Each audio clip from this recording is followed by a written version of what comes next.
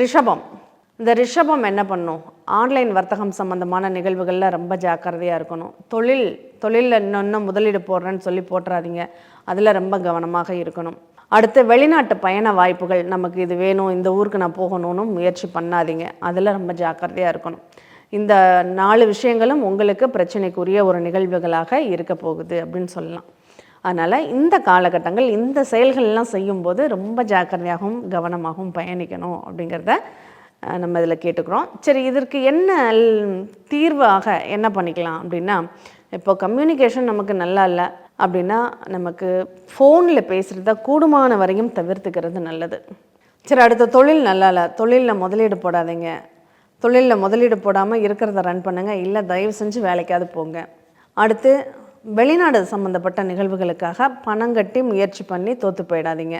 வெளிநாடு இப்போ போக வேண்டாம், இருக்கிறத வச்சு உள்ளூருக்குள்ளேயே ஏதாவது பண்ண முடியுமா அப்படின்னு பாருங்கள். இல்லை, நைட் ஷிஃப்ட் வேலைக்கு போகிறதும் வெளிநாட்டு வர்த்தகம் தொடர்புடைய நிறுவனங்கள் பணி செய்வதும் உங்களுக்கு சாதகமாக இருக்கும் அப்படின்னு சொல்லலாம். அப்போ இதெல்லாம் நீங்கள் கடைபிடிக்கிறது நல்லது.